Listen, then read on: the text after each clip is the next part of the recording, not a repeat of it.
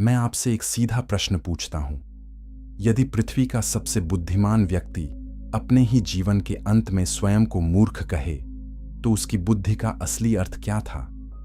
पवित्र शास्त्र हमें याद दिलाता है कि परमेश्वर का वचन इतिहास के हर मोड़ पर सत्य की रक्षा करता है। और एक राजा 11:4 हमें एक ऐसे राजा की ओर इशारा करता है जिसका हृदय धीरे धीरे बदल गया। अधिकांश लोग सोचते हैं कि सुलेमान की कहानी केवल बुद्धि, स्वर्ण और मंदिर की कहानी है, परंतु यह कहानी इससे कहीं अधिक गहरी है। यह एक ऐसे मनुष्य की कहानी है जिसने सब कुछ पाया और फिर भी भीतर से खाली हो गया। इस यात्रा में हम 3 चरणों में आगे बढ़ेंगे। पहले हम देखेंगे कि एक चरवाहे के पुत्र को सिंहासन कैसे मिला और परमेश्वर ने उसे क्या उपहार दिया। फिर हम उन धीमे समझौतों को समझेंगे जिन्होंने उसकी आत्मा को भीतर ही भीतर तोड़ दिया।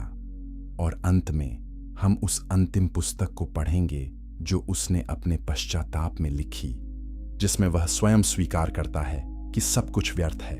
और जब हम इस पहली परत को समझ लेंगे, तब असली कहानी आरंभ होगी। अध्याय 1। एक राजा का जन्म और एक पिता का अंतिम वचन। यरूशलेम की रातें उस समय बहुत भारी थीं।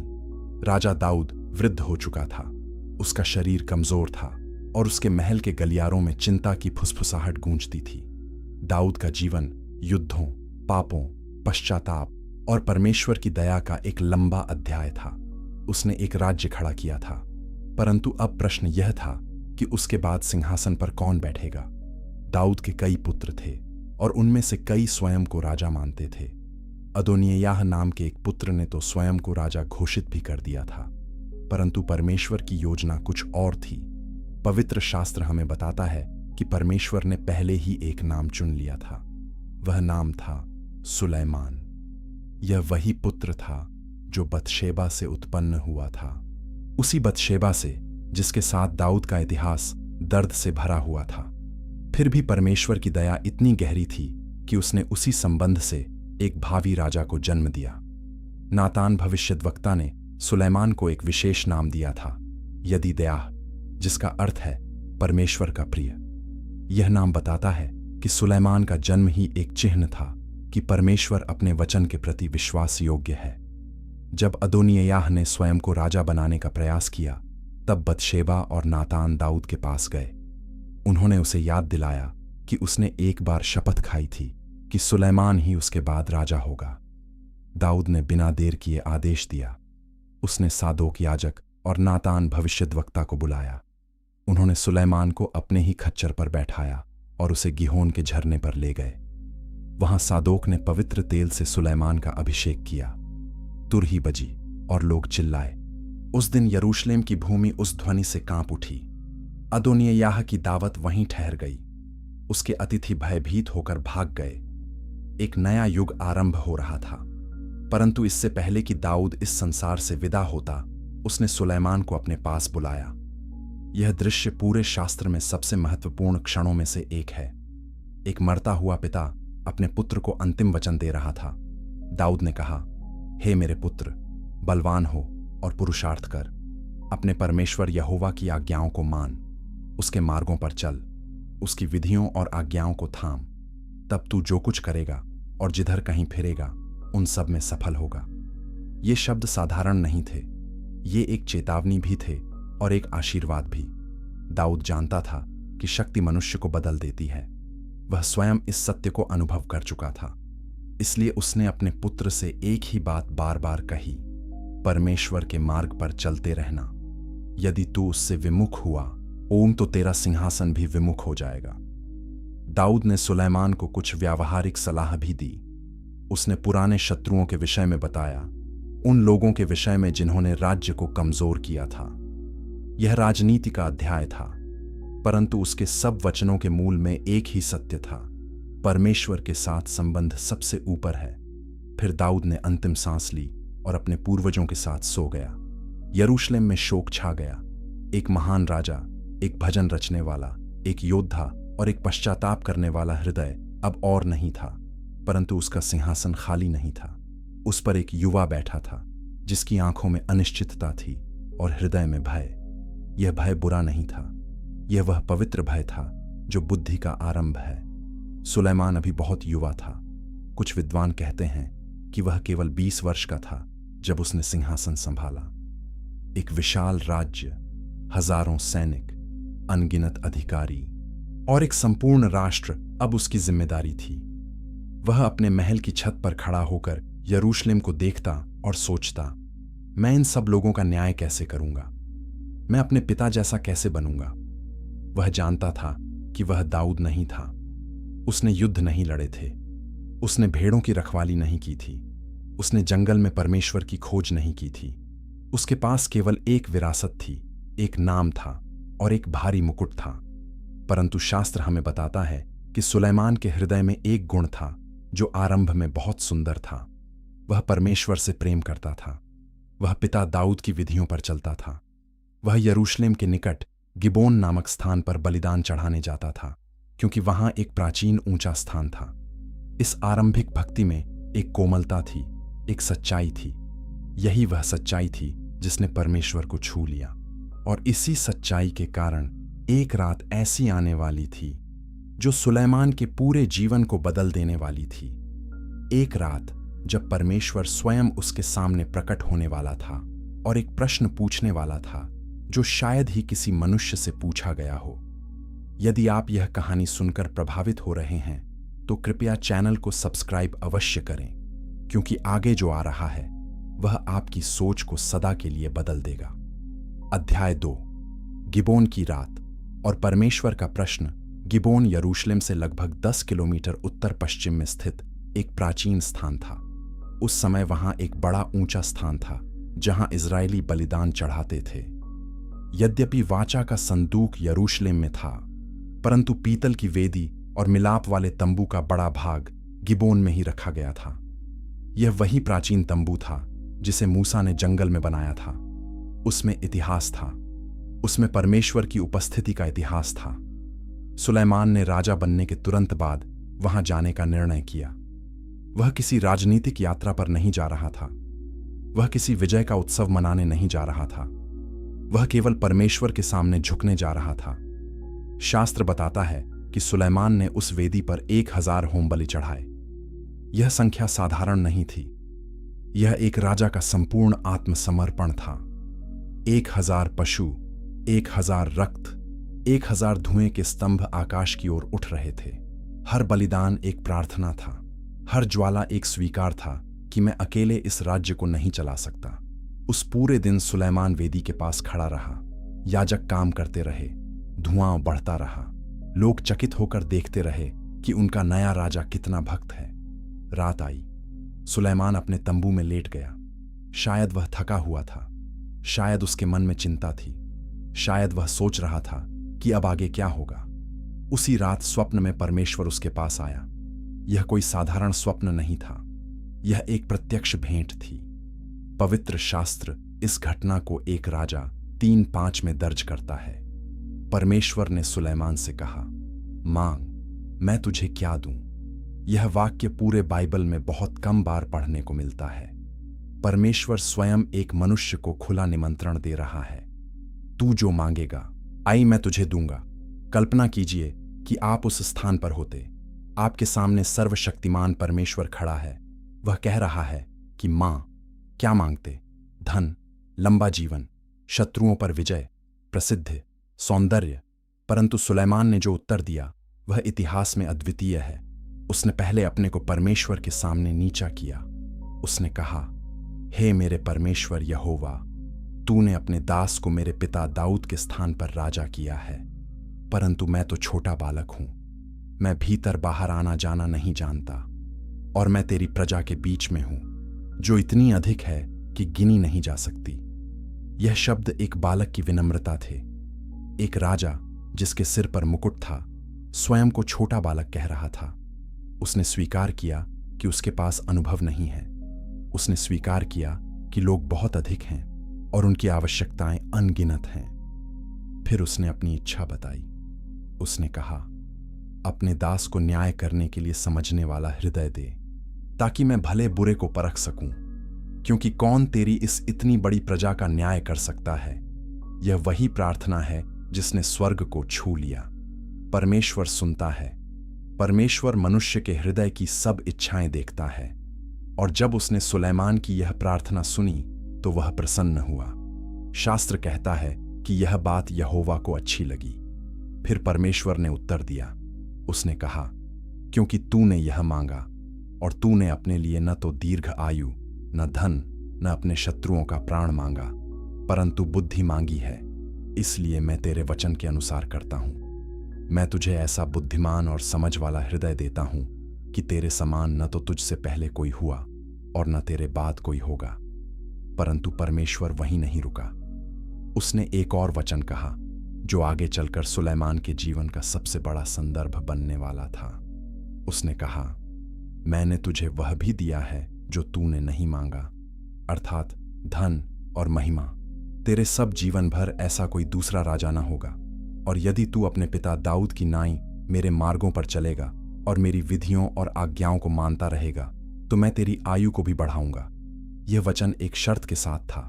बुद्धि निःशुल्क थी, धन निःशुल्क था, परंतु लंबी आयु शर्त के साथ थी। शर्त यह थी, मेरे मार्ग पर चल। परमेश्वर पहले ही जानता था कि सुलैमान का सबसे बड़ा संघर्ष क्या होगा। जब सुलैमान जागा तो वह जानता था कि यह केवल स्वप्न नहीं था, यह एक भेंट थी। वह तुरंत यरूशलेम लौट आया। उसने वाचा के संदूक के सामने खड़े होकर बलिदान चढ़ाए। फिर उसने अपने सब सेवकों के लिए एक बड़ा भोज दिया। वह जानता था कि अब उसके भीतर कुछ बदल चुका है। उसकी सोच अलग हो गई थी। उसकी दृष्टि गहरी हो गई थी। वह उन बातों को देख सकता था जो दूसरे नहीं देख सकते थे। और बहुत जल्द ही इस नई बुद्धि की पहली परीक्षा होने वाली थी। और वह परीक्षा एक ऐसे प्रकरण में होगी जिसने पूरे राज्य को स्तब्ध कर दिया। अध्याय 3, 2 माताएं, एक बच्चा और बुद्धि का पहला प्रमाण। राजा का सिंहासन एक स्थान था जहां हर प्रकार के मामले आते थे। चोरी, हत्या, भूमि का विवाद, विरासत का प्रश्न, अनुबंध का टूटना। प्रत्येक मामला राजा के सामने रखा जाता था और प्रत्येक मामले में सत्य ढूंढना सरल नहीं था। उन दिनों कोई आधुनिक न्याय प्रणाली नहीं थी, कोई वकील नहीं थे, कोई गवाहों की लंबी कतार नहीं थी। केवल लोग आते थे, अपनी कहानी सुनाते थे और राजा से न्याय की अपेक्षा करते थे। यह कार्य उस राजा के लिए कठिन था जिसके पास बुद्धि नहीं थी, परंतु सुलैमान के पास अब वह बुद्धि थी जो परमेश्वर ने स्वयं दी थी। एक दिन एक असाधारण मामला सुलैमान के दरबार में लाया गया। 2 स्त्रियां अंदर आईं। दोनों के चेहरे पर पीड़ा थी। दोनों रो रही थीं। दोनों एक ही दावा कर रही थीं। यह कहानी एक राजा 3:16 में दर्ज है। पहली स्त्री ने बोलना आरंभ किया। उसने कहा, हे मेरे प्रभु, यह स्त्री और मैं एक ही घर में रहती हैं।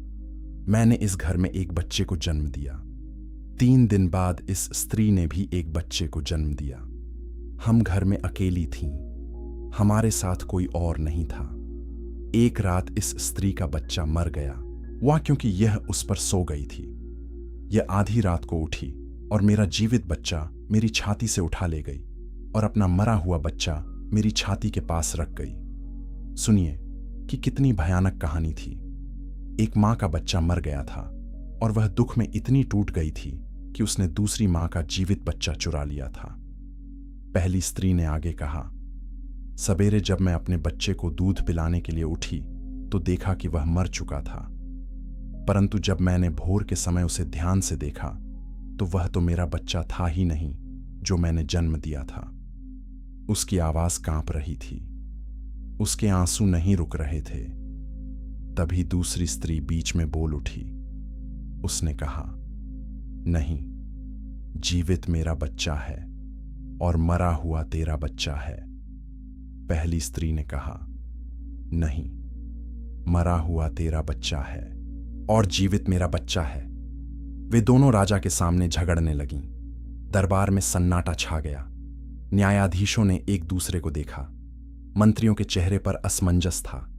यह मामला असंभव लग रहा था। कोई गवाह नहीं था, कोई प्रमाण नहीं था। केवल 2 स्त्रियां थीं और एक बच्चा था। कैसे पता चलेगा कि असली मां कौन है? सुलैमान कुछ देर चुप रहा। उसने दोनों स्त्रियों को ध्यान से देखा। उसने उस जीवित बच्चे को देखा जो किसी सेवक की गोद में था। फिर उसने एक आदेश दिया जिसने पूरे दरबार को हिला दिया। उसने कहा, मेरे लिए एक तलवार ले आओ। एक सेवक तुरंत तलवार ले आया। राजा ने अगला आदेश दिया। उसने कहा, इस जीवित बच्चे को 2 भाग में काटो, आधा एक स्त्री को दे दो और आधा दूसरी स्त्री को। पूरा दरबार स्तब्ध रह गया। यह कैसा न्याय था? एक जीवित बच्चे को आधा करना। लोगों को विश्वास नहीं हो रहा था कि उनका नया राजा ऐसा आदेश दे सकता है। परंतु सुलेमान शांत खड़ा रहा। वह तलवार उठाने का दिखावा कर रहे सेवक की ओर देखता रहा। उसकी आंखें 2 स्त्रियों के चेहरों पर थीं। वह उनकी प्रतिक्रिया देख रहा था। यह कोई क्रूर आदेश नहीं था। यह बुद्धि का सबसे गहरा परीक्षण था। तभी एक स्त्री चिल्लाई। उसका हृदय फटने वाला था। उसने कहा, हे मेरे प्रभु, जीवित बच्चा उसी को दे दे। उसको किसी भी प्रकार से ना मार। उसकी आवाज में पीड़ा थी, प्रेम था और एक मां का त्याग था। वह अपना बच्चा खो देना मंजूर कर रही थी, परंतु उसे मरते हुए नहीं देख सकती थी। वह बच्चे के जीवन के लिए अपनी मातृत्व की पहचान भी छोड़ने को तैयार थी। यही असली प्रेम है। यही सच्ची मां का चिन्ह है। परंतु दूसरी स्त्री ने ठीक विपरीत कहा। उसने कहा, वह न मेरा हो न तेरा, उसको 2 भाग में काट दो।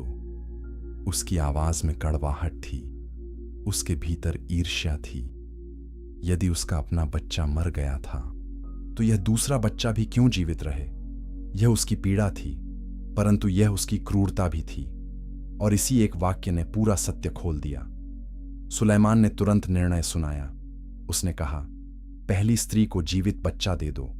उसी ने इसे जन्म दिया है। वह असली मां है। दरबार में वाह वाह की गूंज उठ गई। लोगों ने एक दूसरे को देखा। उनकी आंखों में आश्चर्य था। एक अनुभवहीन युवा राजा ने एक ऐसा निर्णय किया था जो किसी भी अनुभवी न्यायाधीश के लिए कठिन होता। यह केवल बुद्धि नहीं थी, यह दिव्य बुद्धि थी। यह मनुष्य के हृदय को पढ़ने की क्षमता थी। यह वह उपहार था जो परमेश्वर ने गिबोन की रात में दिया था। यह कहानी पूरे इस्राएल में फैल गई। हर गांव में, हर बाजार में, हर तंबू के नीचे लोग बात कर रहे थे। उन्होंने कहा, हमारा राजा अद्भुत है। उसके भीतर परमेश्वर की बुद्धि है। लोगों के हृदय में राजा के प्रति श्रद्धा बढ़ गई। सुलेमान का नाम पड़ोसी देशों में भी पहुंच गया। दूर के राजा सुनने लगे कि इस्राएल में एक ऐसा राजा है जो शब्दों से नहीं, हृदय से न्याय करता है। यह एक नए युग का आरंभ था। परंतु अब सुलेमान के मन में एक नया विचार जन्म ले रहा था। एक स्वप्न जो उसके पिता दाऊद ने भी देखा था, परंतु पूरा नहीं कर पाए थे।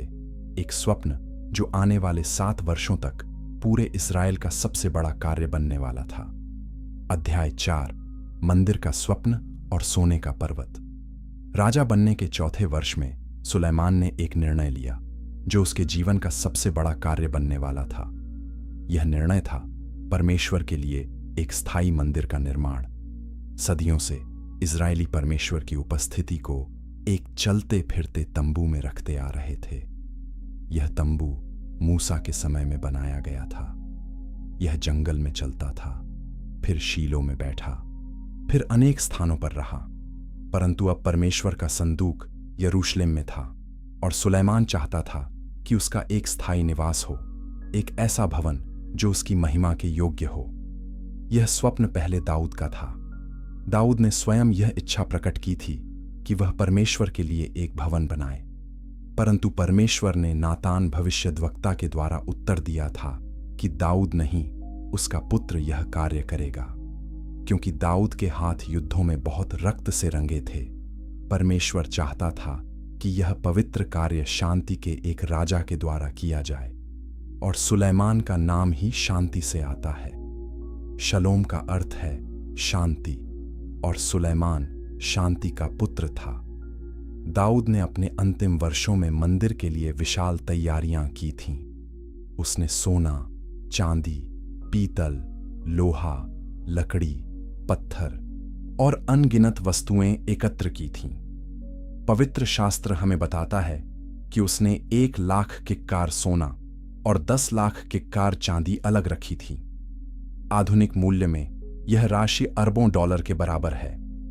यह सब कुछ दाऊद ने अपने पुत्र के लिए छोड़ दिया था। उसने सुलेमान को कहा था, हे मेरे पुत्र, बलवान हो, डर मत, काम कर, यहोवा परमेश्वर तेरे साथ है। सुलेमान ने अपने पिता की तैयारियों को देखा और कार्य आरंभ किया। उसने सबसे पहले एक विशेष स्थान चुना। यह स्थान मोरियाह पर्वत था। यही वह पवित्र पर्वत था जहां कई 100 वर्ष पहले अब्राहम अपने पुत्र इसहाक को बलि चढ़ाने के लिए लाया था। यही वह स्थान था जहां परमेश्वर ने एक मेढ़ा प्रदान किया था। यही वह स्थान था जहां बाद में दाऊद ने अरौना यबूसी से एक खलिहान खरीदा था और एक वेदी बनाई थी। यह भूमि पीढ़ियों से पवित्र थी और अब इस पर एक भव्य भवन खड़ा होने वाला था। सुलेमान ने 30,000 पुरुषों की एक मजदूर सेना बनाई। ये पुरुष लबानोन के देवदार के जंगलों में जाते थे। 1 महीने वहां काम करते थे और 2 महीने अपने घर लौटते थे। इस प्रकार 10,000 पुरुष हर समय जंगलों में रहते थे। फिर 80,000 पुरुष पहाड़ों में पत्थर काटते थे। 70,000 पुरुष भार ढोते थे। 3,300 अधिकारी इस सब का प्रबंधन करते थे। यह उस समय का सबसे बड़ा निर्माण कार्य था। मंदिर का आधार बहुत महत्वपूर्ण था। पत्थरों को पहाड़ की खानों में ही पूर्ण रूप से तराशा जाता था। उन्हें मंदिर के स्थान पर लाकर ऐसे ही जोड़ दिया जाता था। शास्त्र हमें बताता है कि मंदिर के निर्माण के समय वहां न तो किसी हथौड़े न ही कुल्हाड़ी का शब्द सुनाई पड़ा। यह एक अद्भुत बात थी। एक इतना बड़ा भवन इतनी शांति में बन रहा था। यह स्वयं में एक संदेश था। परमेश्वर का भवन शोर से नहीं, श्रद्धा से बनता है। मंदिर की लंबाई 60 हाथ थी, चौड़ाई 20 हाथ थी और ऊंचाई 30 हाथ थी। यह वर्तमान माप में लगभग 27 मीटर लंबा, 9 मीटर चौड़ा और 13 मीटर ऊंचा था। यह तंबू से दुगुना बड़ा था जो मूसा ने बनाया था। मंदिर के सामने एक ओसारा था, जिसकी ऊंचाई 120 हाथ थी। यह स्तंभ जैसा खड़ा था और दूर से दिखाई देता था। मंदिर के 2 मुख्य भाग थे। पहला भाग पवित्र स्थान कहलाता था, दूसरा भाग परम पवित्र स्थान कहलाता था। परम पवित्र स्थान वह कक्ष था जहां वाचा का संदूक रखा जाने वाला था।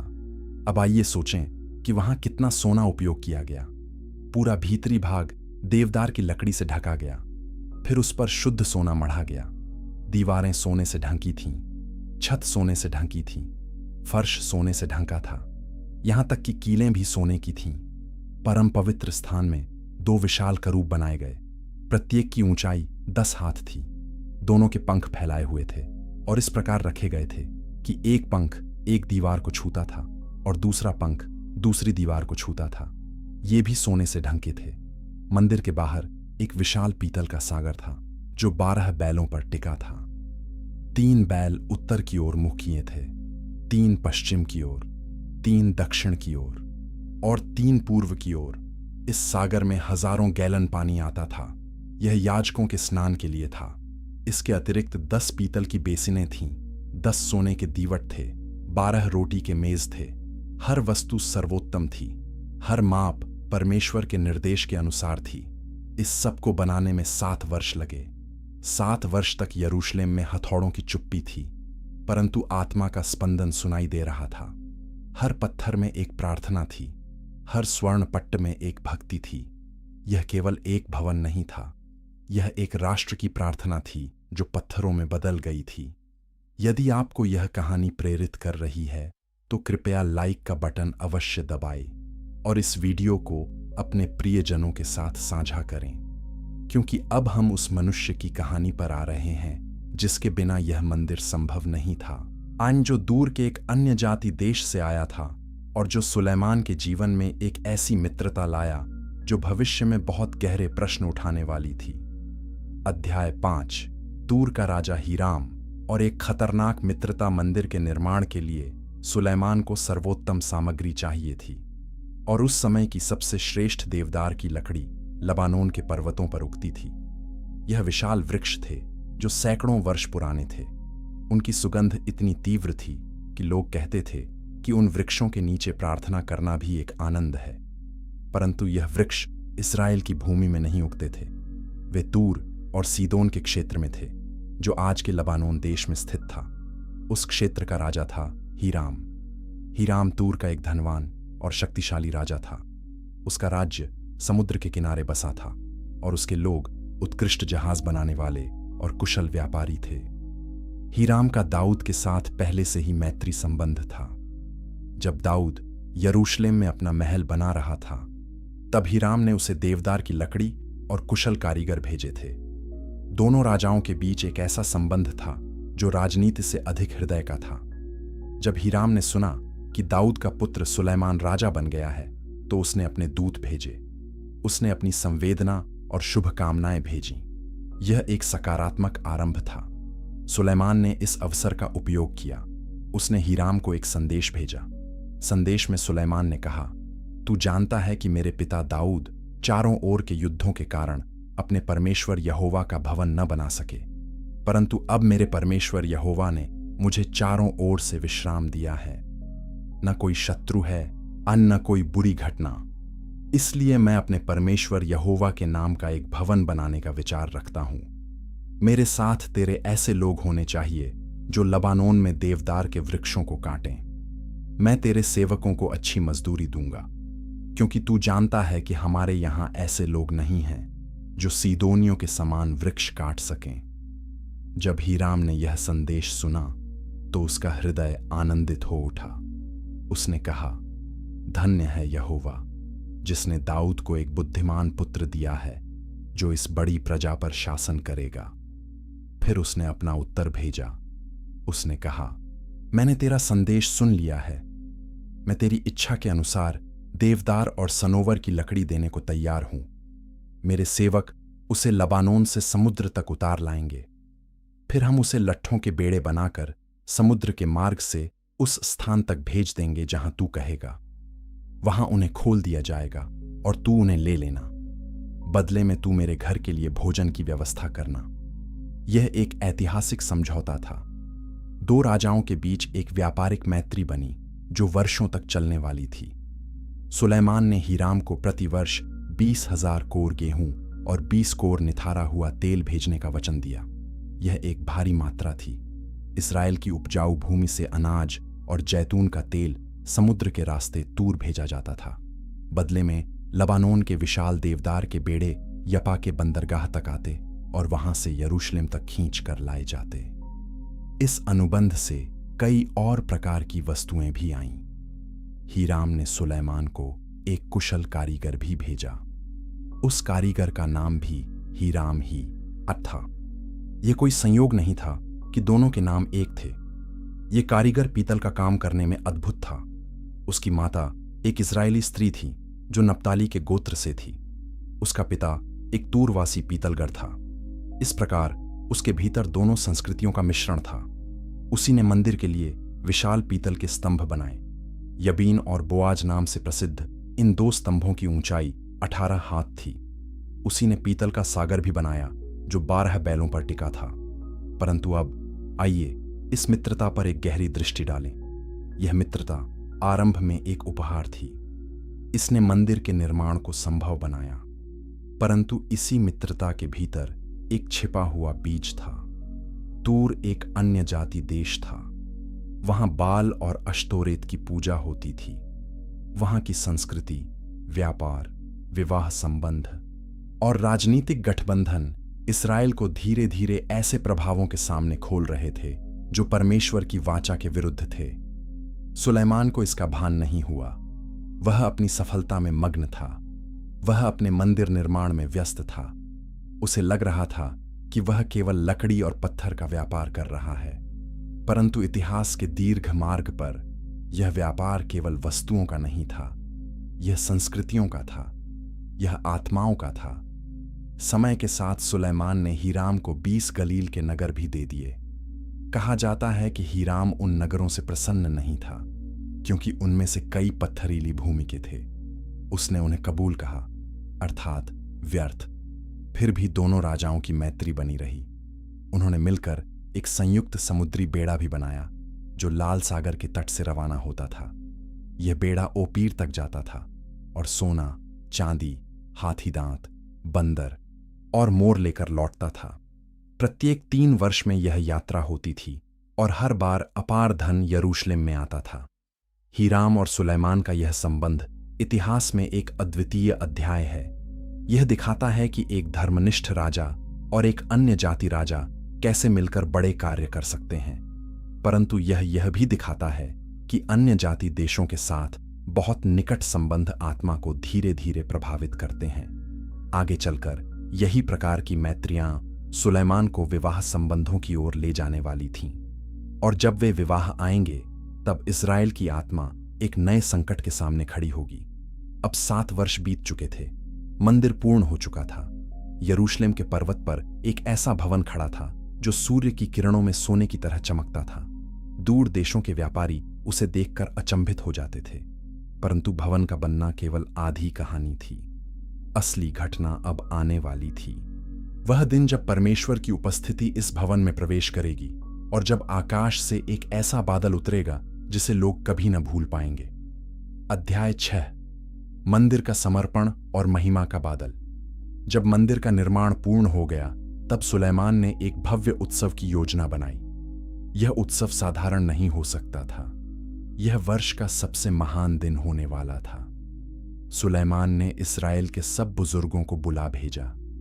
गोत्रों के मुखिए, परिवारों के पिता, याजक, लेवी और हर कोने से लोग यरूशलेम में एकत्र हुए। यह 7वें महीने में हुआ, जब इस्राएली एतानीम के पर्व मनाते थे। पूरा यरूशलेम मानो जीवित हो उठा था। समारोह का सबसे महत्वपूर्ण क्षण था वाचा के संदूक को मंदिर में लाना। यह संदूक सदियों से एक तंबू में रखा था। मूसा ने इसे जंगल में बनाया था। इसमें वह 2 पटियाएं थीं जिन पर परमेश्वर ने अपनी अंगुली से 10 आज्ञाएं लिखी थीं। यह संदूक परमेश्वर की उपस्थिति का चिन्ह था। याजक उसे दाऊद के नगर सिय्योन से उठाकर मंदिर तक ले आए। पूरे रास्ते पर बलिदान चढ़ाए गए। इतने पशु बलि किए गए कि उनकी गिनती भी संभव नहीं थी। शास्त्र कहता है कि लोग इतने भेड़ बकरी और बैल बलि कर रहे थे कि उन्हें न गिना न माना जा सके। जब याजकों ने संदूक को परम पवित्र स्थान में रख दिया, तो वहां केवल वही 2 पटियाएं रह गईं जो होरेब पर्वत पर रखी गई थीं। याजक मंदिर से बाहर निकले। फिर एक ऐसी घटना हुई जिसने पूरे राष्ट्र को नतमस्तक कर दिया। पवित्र शास्त्र इसे इस प्रकार वर्णन करता है। एक बादल यहोवा के भवन को भर गया। इतना घना बादल था कि याजक उपासना करने के लिए खड़े न रह सके। यह कोई साधारण बादल नहीं था। यह वही बादल था जो जंगल में मूसा के तंबू पर ठहरा था। यह वही बादल था जिसने इस्राएल को मिस्र से निकाला था। यह परमेश्वर की महिमा थी। सुलैमान वहीं खड़ा था। उसने यह बादल देखा। उसने उस उपस्थिति को अनुभव किया। उसका हृदय भर आया। उसने अपने मुख से कहा, यहोवा ने कहा था कि मैं घोर अंधकार में निवास करूंगा। मैंने तेरे लिए एक भव्य निवास बनाया है, तेरे लिए सर्वदा बसने का स्थान। ये वचन साधारण नहीं थे। ये एक भक्त राजा के हृदय से निकले शब्द थे। फिर उसने मुख फेरा और सब सभा को आशीर्वाद दिया। समारोह का अगला भाग समर्पण की प्रार्थना थी। सुलैमान वेदी के सामने खड़ा हुआ। उसने अपने हाथ आकाश की ओर उठाए। फिर वह घुटनों के बल झुक गया। यह दृश्य कितना अद्भुत था। एक राजा जिसके पास सारा संसार था, घुटनों के बल अपने परमेश्वर के सामने झुका था। उसने प्रार्थना आरंभ की। उसने कहा, हे यहोवा, इस्राएल के परमेश्वर, तेरे समान न तो ऊपर स्वर्ग में और न नीचे पृथ्वी पर कोई परमेश्वर है। तू अपने उन सेवकों के लिए वाचा को बांधे रहता है और दया करता रहता है, जो अपने संपूर्ण मन से तेरे सम्मुख चलते हैं। प्रार्थना लंबी थी। इसमें कई परिस्थितियां थीं। सुलैमान ने प्रत्येक संभावित संकट का उल्लेख किया। उसने कहा, जब कभी कोई व्यक्ति अपने पड़ोसी का अपराध करे और उससे शपथ खाने को कहा जाए, तब तू स्वर्ग में सुनकर न्याय करना। जब तेरी प्रजा शत्रुओं से हार जाए और फिर पश्चाताप करे, तब तू सुनकर क्षमा करना। जब आकाश बंद हो जाए और वर्षा न हो, तब तू स्वर्ग में सुनकर भूमि पर पानी बरसाना। जब इस देश में अकाल या मरी पड़े या टिड्डियां आएं या शत्रु घेर लें, तब तू अपने भवन की ओर मुख करने वाली हर विनती को सुनना। विशेष रूप से एक बात सुलैमान ने ध्यान से कही। उसने अन्य जातियों के लिए भी प्रार्थना की। उसने कहा, फिर अन्य जाति का पुरुष जो तेरी प्रजा इज़राइल का न हो और तेरे बड़े नाम को सुनकर दूर देश से आए और इस भवन की ओर मुख करके प्रार्थना करे, तब तू स्वर्ग में सुनकर उस अन्य जाति की प्रार्थना के अनुसार करना। यह एक अद्भुत बात थी। सुलैमान केवल अपने राष्ट्र के लिए नहीं, बल्कि सब मनुष्यों के लिए परमेश्वर के मंदिर को खोलना चाहता था। यह एक भविष्यवाणी जैसी प्रार्थना थी। प्रार्थना के अंत में सुलैमान खड़ा हुआ। उसने सब सभा को आशीर्वाद दिया। उसने कहा, यहोवा धन्य हो जिसने अपनी सब प्रतिज्ञा के अनुसार अपनी प्रजा इस्राएल को विश्राम दिया है। हमारा परमेश्वर यहोवा हमारे साथ ऐसा ही रहे जैसा वह हमारे पुरखाओं के साथ रहता था। वह हमको न त्यागे और न छोड़े। वह हमारे हृदय को अपनी ओर फिराए ताकि हम उसके सब मार्गों पर चलें। प्रार्थना के पश्चात एक और चमत्कार हुआ। शास्त्र हमें बताता है कि स्वर्ग से आग उतरी और होम बलि और मेल बलियों को भस्म कर दिया। यहोवा का तेज मंदिर में भर गया। याजक भीतर प्रवेश भी न कर सके। सब इस्राएली लोग जब यह देख रहे थे, तब घुटनों के बल पटकनी खाकर मुख भूमि की ओर करके यहोवा को दंडवत किया और यह कहकर उसका धन्यवाद किया, क्योंकि वह भला है, उसकी करुणा सदा की है। समारोह 7 दिन चला, फिर 7 दिन और 14 दिन तक यरूशलेम में पर्व चलता रहा। हजारों पशु बलि किए गए, अनगिनत भोज दिए गए। दूर देशों के अतिथि आए। कोई इस उत्सव को कभी नहीं भूला। जब सब समाप्त हुआ, तब सुलैमान ने लोगों को विदा किया। लोग आनंदित थे, उनके हृदय में संतोष था। वे अपने अपने तंबुओं को लौट गए, यह कहते हुए कि यहोवा ने अपने दास दाऊद और अपनी प्रजा इस्राएल का भला किया है। उस रात परमेश्वर एक बार फिर सुलैमान के पास प्रकट हुआ। यह दूसरी भेंट थी। पहली बार वह गिबोन में आया था, अब वह स्वयं मंदिर के समर्पण के बाद आया। उसने सुलैमान से कहा, मैंने तेरी प्रार्थना सुन ली है। मैंने इस भवन को पवित्र किया है। मेरी आंखें और मेरा मन यहां सर्वदा रहेगा। यदि तू अपने पिता दाऊद के समान अपने संपूर्ण मन से और सीधाई से मेरे सामने चलेगा, तो मैं तेरे राज्य के सिंहासन को इस्राएल पर सर्वदा स्थिर रखूंगा। परंतु यदि तुम मेरे पीछे चलना छोड़ दोगे और मेरी आज्ञाओं को न मानोगे और दूसरे देवताओं के पीछे चलकर उनकी पूजा करोगे, तब मैं इस्राएल को इस भूमि से, जिसे मैंने उन्हें दिया है, उखाड़ डालूंगा। यह वचन एक चेतावनी था। यह एक भविष्यवाणी थी और बहुत वर्षों बाद यही वचन एक अंधकार से भरे दिन में पूरा होने वाला था। अध्याय 7। शीबा की रानी और एक उत्तर रहित प्रश्न। सुलैमान का नाम अब केवल इज़राइल में नहीं था, उसका नाम पूरे प्राचीन संसार में फैल रहा था। व्यापारी जब दूर देशों से लौटते तो वे अपने नगरों में सुलैमान की कहानियां सुनाते। मिस्र में, बेबीलोन में, अरब के रेगिस्तानों में और इथियोपिया के पर्वतों में लोग कहते कि एक राजा है जिसके भीतर परमेश्वर की बुद्धि है और जिसके पास संसार का सबसे बड़ा खजाना है। ये कहानियां बढ़ती गईं, हर बार किसी और के मुख से सुनी जाती और अधिक भव्य हो जाती। इन कहानियों ने एक विशेष व्यक्ति का ध्यान आकर्षित किया। वह थी शीबा की रानी। शीबा एक धनवान देश था जो आज के यमन और इथियोपिया के क्षेत्र में स्थित था। यह सुगंधित मसालों, चंदन, सोने और रत्नों के व्यापार के लिए प्रसिद्ध था। शीबा की रानी एक शक्तिशाली शासक थी। वह स्वयं भी बुद्धिमान मानी जाती थी। उसके दरबार में विद्वान, ज्योतिषी और दूर देशों के राजदूत आते थे। जब उसने सुलैमान के विषय में सुना तो उसके मन में एक संदेह उत्पन्न हुआ। क्या एक मनुष्य सच में इतना बुद्धिमान हो सकता है? क्या ये कहानियां अतिशयोक्ति नहीं हैं? उसने स्वयं जाकर देखने का निर्णय किया। रानी की यात्रा कोई सरल कार्य नहीं था। उसका कारवां विशाल था। ऊंटों की लंबी कतार थी जो मसालों, सोने और रत्नों से लदी थी। पवित्र शास्त्र हमें बताता है कि वह बहुत सी संपत्ति अर्थात मसाले और बहुत सा सोना और मणि लादे हुए ऊंटों के साथ यरूशलेम आई। यह यात्रा महीनों लंबी थी। रेगिस्तानों को पार करना था, पर्वतों से होकर गुजरना था, डाकुओं से बचना था। परंतु उसके भीतर एक प्रश्न इतना तीव्र था कि वह रुक नहीं सकती थी। जब वह यरूशलेम पहुंची तो उसने सुलैमान से भेंट की। उसने अपने मन की सब बातें उससे कहीं। यह वाक्य बहुत महत्वपूर्ण है। शास्त्र कहता है कि उसने अपने मन की सब बातें उससे कहीं। इसका अर्थ है कि उसके पास कई कठिन प्रश्न थे। शायद वे जीवन के विषय में थे, परमेश्वर के विषय में थे, राज्य के विषय में थे, या मनुष्य की आत्मा के विषय में थे। यह एक रानी थी जो उत्तर ढूंढ रही थी, और सुलेमान ने उसके सब प्रश्नों के उत्तर दिए।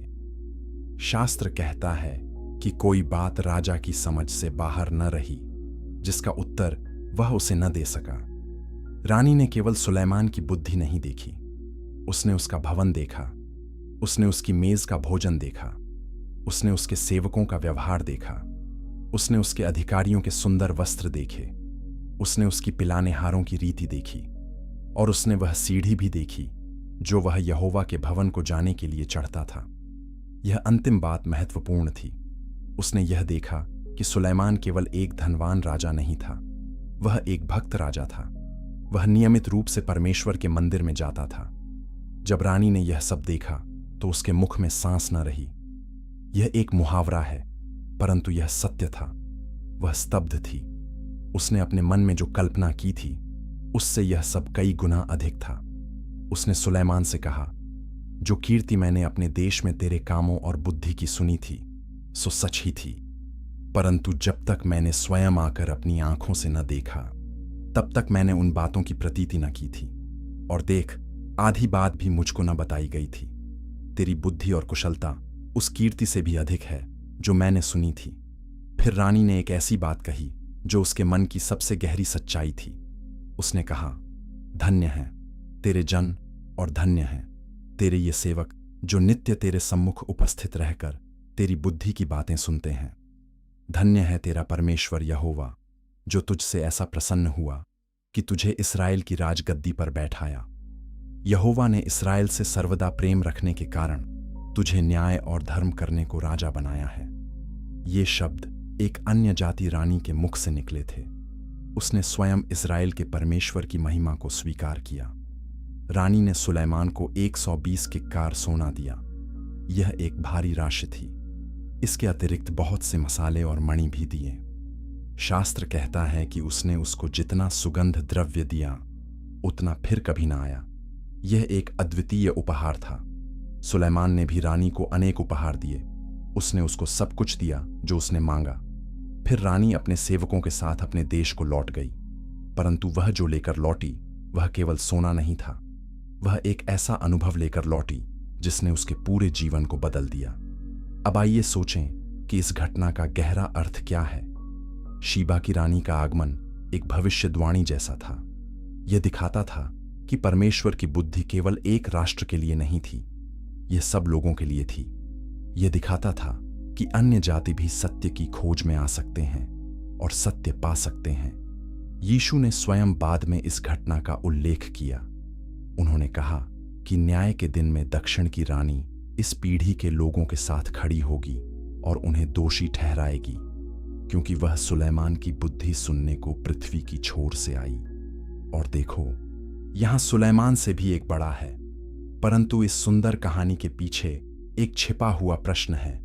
यदि सुलेमान इतना बुद्धिमान था कि एक अन्य जाति रानी को परमेश्वर की महिमा का साक्षी बना सका, तो वह स्वयं अपने हृदय की रक्षा क्यों नहीं कर सका? यदि उसने इतने स्पष्ट शब्दों में परमेश्वर की वाचा की महिमा गाई, तो वह बाद में स्वयं उसी वाचा को क्यों तोड़ने लगा? यह एक उत्तर रहित प्रश्न है जो हर पाठक को सोचने पर मजबूर करता है। बुद्धि ज्ञान देती है, परंतु भक्ति हृदय की रक्षा करती है। और सुलेमान ने धीरे धीरे अपने हृदय को असुरक्षित छोड़ दिया था। यदि आप यह कहानी पसंद कर रहे हैं तो कृपया कमेंट में लिखें कि शीबा की रानी की यात्रा से आपको क्या सीख मिली, क्योंकि अब हम उस अध्याय की ओर जा रहे हैं जो सुलेमान के जीवन का सबसे अंधकारमय अध्याय है। उसकी पत्नियों का अध्याय और उनके द्वारा लाए गए देवताओं का अध्याय। अध्याय 8, 1000 पत्नियां और धीमा पतन। सुलेमान का पतन एक रात में नहीं हुआ।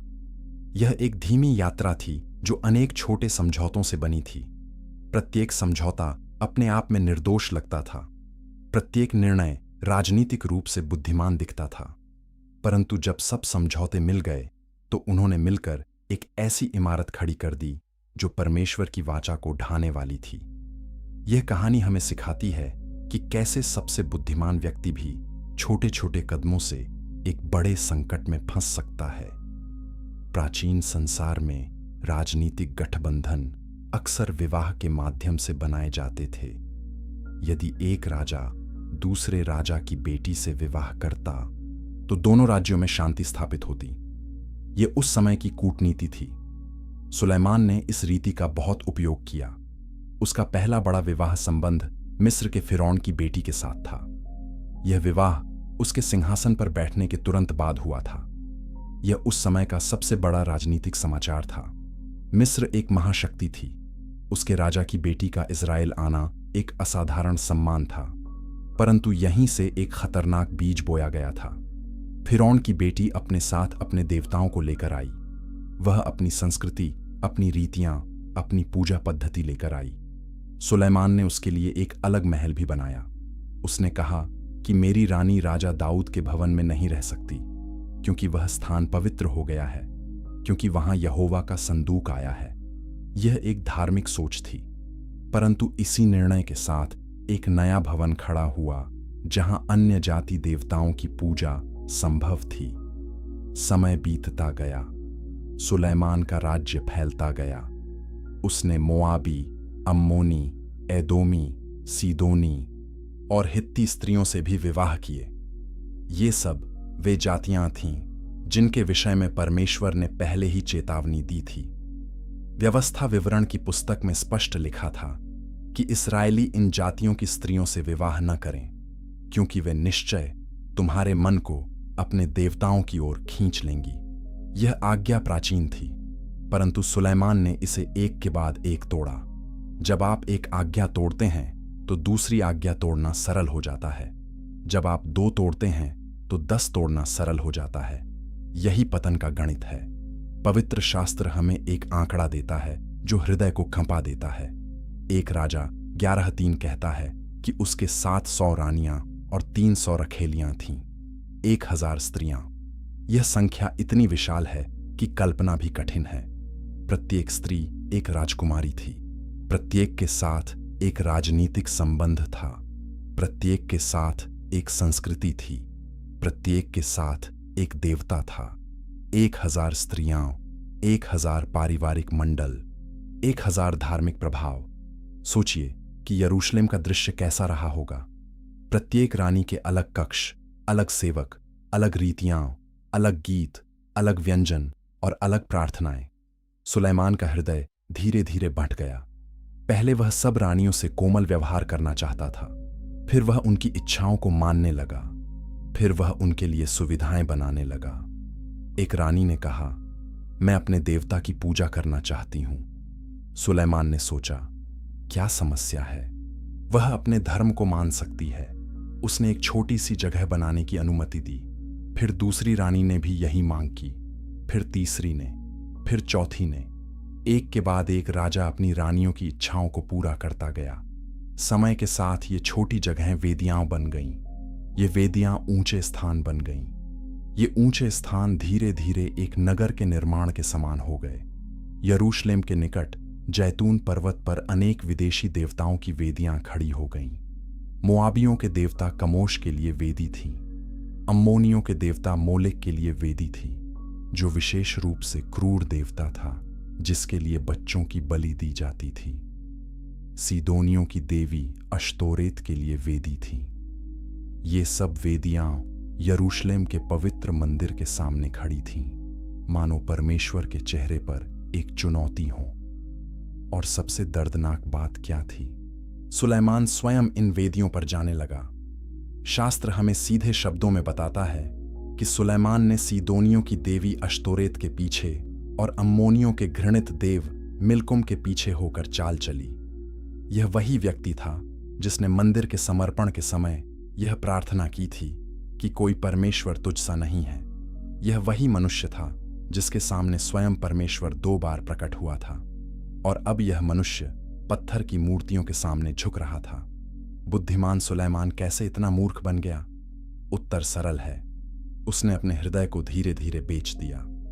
उसने यह नहीं सोचा कि एक छोटा समझौता उसे कहाँ ले जाएगा। उसने यह नहीं देखा कि प्रत्येक नया विवाह उसके हृदय का एक टुकड़ा परमेश्वर से दूर ले जा रहा है। पवित्र शास्त्र इस सत्य को इन शब्दों में लिखता है। एक राजा 11:4 कहता है, सुलेमान के बुढ़ापे के समय उसकी पत्नियों ने उसके मन को पराये देवताओं की ओर बहका दिया। उसका मन अपने पिता दाऊद की भांति अपने परमेश्वर यहोवा पर पूरी रीति से लगा न रहा। यह वाक्य कितना दुखद है। उसका हृदय परमेश्वर पर पूरी रीति से नहीं था, आधा था, बंटा हुआ था।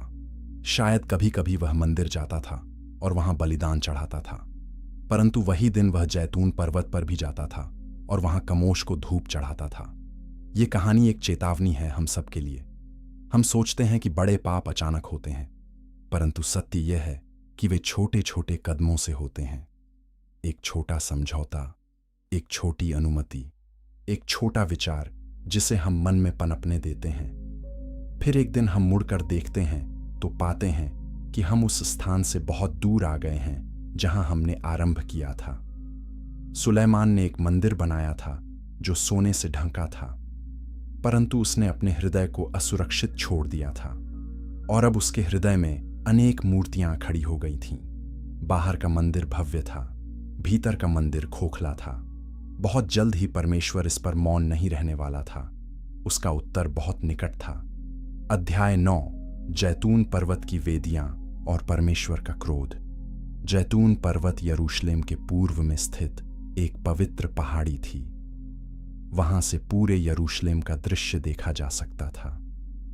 उस पर्वत पर पहले शांति थी, जैतून के वृक्ष थे और पवित्र शांति थी, परंतु अब वह स्थान बदल चुका था।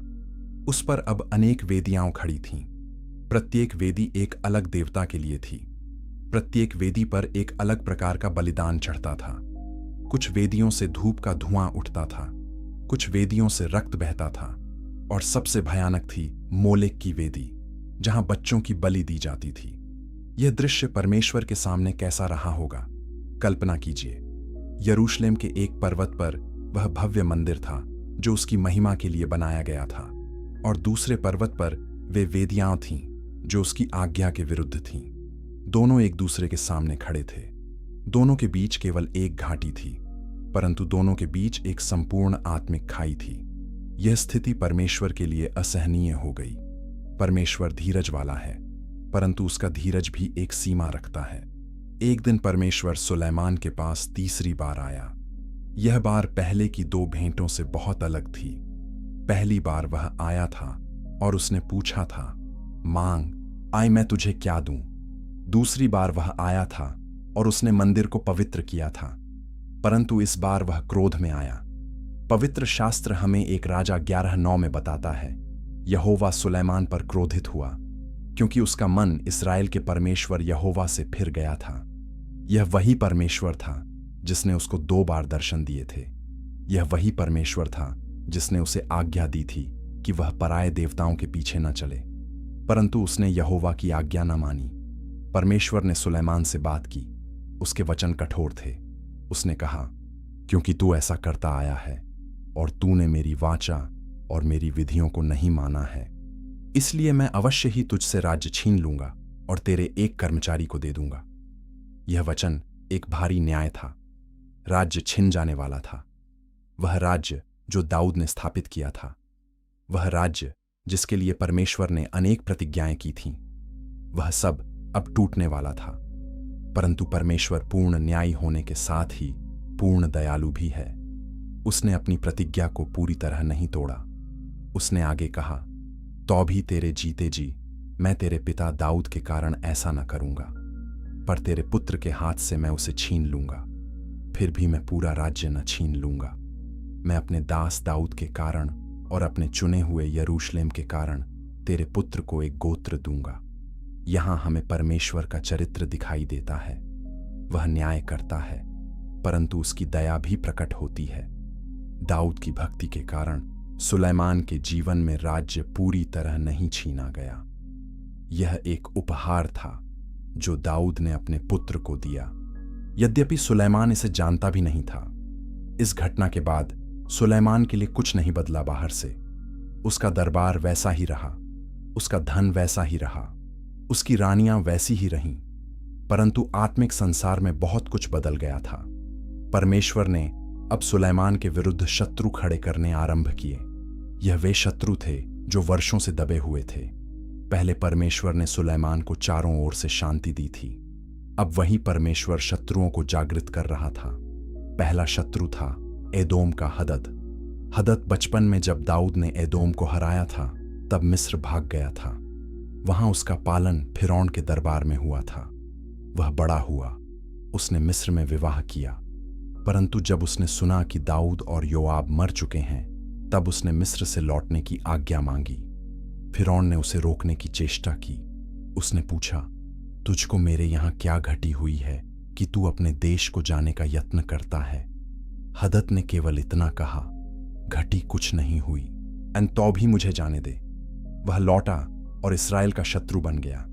दूसरा शत्रु था एल्यादा का पुत्र रजोन। यह सोबा के राजा हददेजेर के पास था जब दाऊद ने उसे हराया था। वह भाग गया और कुछ लोगों को इकट्ठा करके एक टोली का अध्यक्ष बन गया। उसने दमिश्क में जाकर वहां राज्य किया। वह सुलेमान के सब दिनों में इसराइल का शत्रु बना रहा। दमिश्क उस समय एक उभरती हुई शक्ति थी और रजोन वहां का स्थापित राजा बन गया। परंतु सबसे बड़ा शत्रु आंतरिक था। उसका नाम था यारोबाम। यारोबाम स्वयं इस्राएली था, एप्रैम के गोत्र से था। वह एक होशियार युवा था और सुलेमान ने स्वयं उसे एक बड़ा अधिकार दिया था। उसे यूसुफ के घराने के सब कामगारों का अधिकारी बनाया था। उसके पास बुद्धि थी, साहस था और लोगों का आदर था। परंतु एक दिन कुछ हुआ जो इतिहास को बदलने वाला था। यारोबाम यरूशलेम से बाहर जा रहा था। मार्ग में उसे शीलोवासी अहिय्याह नबी मिल गया। यह नबी एक नया वस्त्र पहने हुए था। दोनों मैदान में अकेले थे। अहिय्याह ने अपना नया वस्त्र पकड़कर उसे फाड़ डाला और 12 टुकड़े कर दिए। फिर उसने यारोबाम से कहा, अपने लिए 10 टुकड़े ले ले, क्योंकि इस्राएल का परमेश्वर यहोवा यूं कहता है कि सुन, मैं सुलेमान के हाथ से राज्य छीनकर 10 गोत्र तुझे दूंगा। एक गोत्र मेरे दास दाऊद के कारण और यरूशलेम नगर के कारण उसके पास बना रहेगा। यह एक भविष्यवाणी थी जो परमेश्वर के न्याय की पुष्टि कर रही थी। एक नबी के हाथ में एक फटा हुआ वस्त्र, 10 टुकड़े एक पुरुष को, एक ही टुकड़ा दूसरे को। यही चित्र इज़राइल के भविष्य का था। जब सुलेमान ने यह सब सुना, तो उसने यारोबाम को मारने की चेष्टा की। यारोबाम मिस्र भाग गया और सुलेमान की मृत्यु तक वहीं रहा। मिस्र का राजा शीशक उसे अपने पास रखता रहा। यह सब घटनाएं बता रही थीं कि एक नए युग की तैयारी हो रही थी, एक ऐसे युग की जिसमें इस्राएल अब एक नहीं रहेगा। परंतु यह सब सुलेमान के अंदर एक गहरा परिवर्तन ला रहा था। वह अब वृद्ध हो रहा था। उसके मन में अब प्रश्न उठने लगे थे। सबसे बड़ा प्रश्न था, मैंने यह सब क्यों खोया? अध्याय 10। अहिय्याह की भविष्यवाणी और फटा हुआ वस्त्र। समय एक नदी की तरह बहता है, वह किसी के लिए नहीं रुकता। सुलेमान का सिंहासन भी अब वर्षों के बोझ तले कमजोर होता जा रहा था। 40 वर्ष उसने इस्राएल पर शासन किया था। वह एक छोटा बालक नहीं था जो गिबोन में बुद्धि मांग रहा था। अब वह एक वृद्ध राजा था जिसका शरीर भारी था और जिसकी आत्मा थकी हुई थी। महल में रानियों की संख्या 1000 पार कर चुकी थी। दरबार में सेवक अनगिनत थे। खजाने सोने से भरे थे, परंतु राजा के हृदय में एक सूनापन था जो किसी से छिपा नहीं था। देश के विभिन्न कोनों से अप्रिय समाचार आने लगे थे। एदोम के दक्षिण में हदद की उपस्थिति बढ़ रही थी। दमिश्क में रजोन का दबदबा था। उत्तर से अरामी छोटे छोटे आक्रमण कर रहे थे।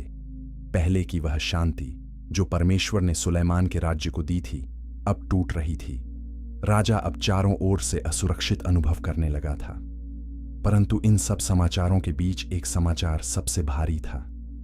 यह समाचार उसके अपने राज्य के भीतर से था। यारोबाम का नाम अब लोगों के मुख पर था। यद्यपि वह मिस्र में था, परंतु इज़राइल के लोग उसकी कहानी को नहीं भूले थे। वे जानते थे कि एक नबी ने उसे राज्य की भविष्यवाणी दी थी। वे जानते थे कि वस्त्र के 10 टुकड़े उसके हाथ में रखे गए थे। यह बातें गांवों में, बाजारों में, चरवाहों के बीच और सेना के तंबुओं में फैल चुकी थीं।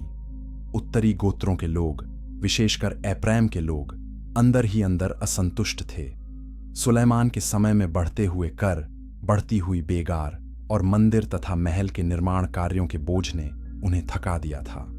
अहिय्याह नबी की भविष्यवाणी एक अकेली घटना नहीं थी। यह एक संदेश था जो स्वयं परमेश्वर का था। यह संदेश इतिहास के माथे पर एक गहरी रेखा की तरह अंकित हो चुका था। पवित्र शास्त्र हमें यह दृश्य बहुत स्पष्टता से दिखाता है। अहिय्याह शीलोवासी था। शीलो वही प्राचीन स्थान था जहां कभी मूसा का तंबू ठहरा था। वहां का यह नबी एक भारी आत्मिक उत्तराधिकार लेकर आया था। जब उसने यारोबाम को मार्ग में रोका, तो उसके पास एक नया वस्त्र था। यह वस्त्र वस्तुतः कोई साधारण कपड़ा नहीं था। यह एक प्रतीक था। एक नया वस्त्र अखंड राज्य का चित्र था। अहिय्याह ने उस वस्त्र को अपने हाथों से फाड़ा।